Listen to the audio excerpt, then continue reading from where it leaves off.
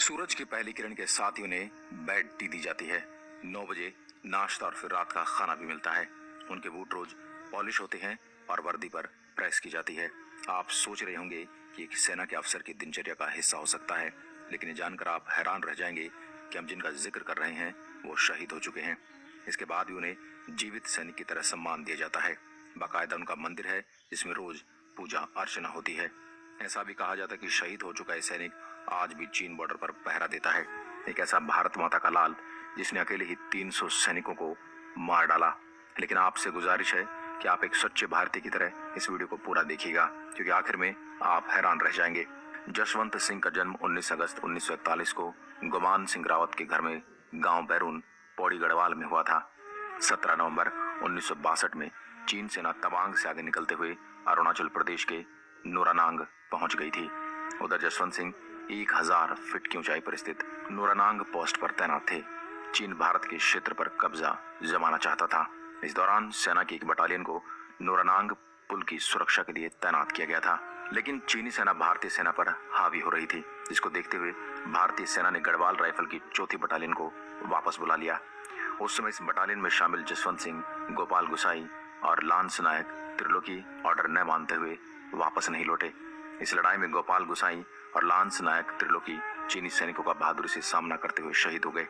इसके बावजूद मात्र 21 साल की उम्र में जसवंत सिंह रावत ने 18 नवंबर को मोर्चा संभाला और 72 घंटे तक वो बॉर्डर पर टिके रहे। जसवंत सिंह ने समझदारी का परिचय देते हुए अलग अलग बंकरों से जा जाकर गोलीबारी की। वहां पर 5 बंकरों में मशीन गन लगाई गई थी और राइफलमैन जसवंत सिंह छिप छिप कर और कभी पेट के बल लेटकर दौड़ लगाते रहे। वो कभी एक बंकर से होते हुए दूसरे, तो तुरंत तीसरे से होते हुए फिर चौथे बंकर पर, इस तरह अलग अलग बंकरों से शत्रु पर गोले बरसाते रहे।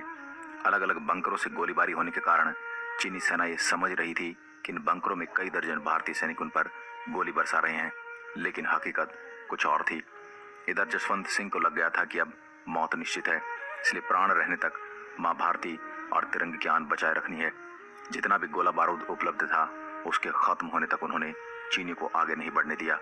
यह रणबांकुरा बिना थके भूखे प्यासे पूरे 72 घंटे यानी 3 दिन 3 रात तक चीनी सैनिकों की नाक में दम ही रहा।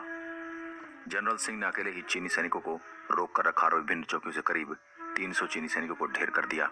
इस दौरान जसवंत सिंह रावत की मदद स्थानीय लड़कियों ने की थी, जिनका नाम सेला और नूरा था। ये दोनों मिट्टी के बर्तन बनाती थी।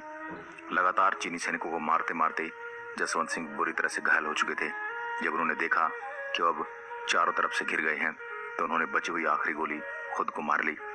जसवंत सिंह ने अकेले ही चीनी सैनिकों की नाक में दम कर दिया था और इस खींच में चीनी सेना उनका सिर काटकर अपने साथ ले गई। उसके बाद भारतीय सेना की और टुकड़ियां युद्ध स्थल तक पहुंच गई और उन्होंने चीनी सेना को आगे बढ़ने से रोक लिया। इस बहादुरी के लिए जसवंत सिंह को महावीर चक्र और त्रिलोक सिंह को और गोपाल सिंह को वीर चक्र दिया गया।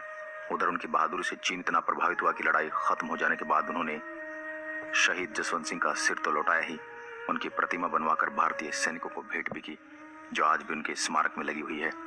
स्थानीय लोगों के मुताबिक जिस इलाके का मोर्चा उन्होंने संभाला था उस जगह वो आज भी ड्यूटी करते हैं। सेना में ऐसी मान्यता कि जिन सैनिकों की सीमा पर झपकी लग जाती है उनको जसवंत सिंह आत्मा चांटा मारकर चौकन्ना कर देती है। अब आप इस वीडियो को इतना शेयर कीजिए कि भारत का बच्चा बच्चा भारत माँ के इस लाल के बारे में जान सके। कमेंट में लिखिए जसवंत सिंह अमर रहें। आज के लिए बस इतना ही दोस्तों। अगर वीडियो पसंद आए तो लाइक करिएगा और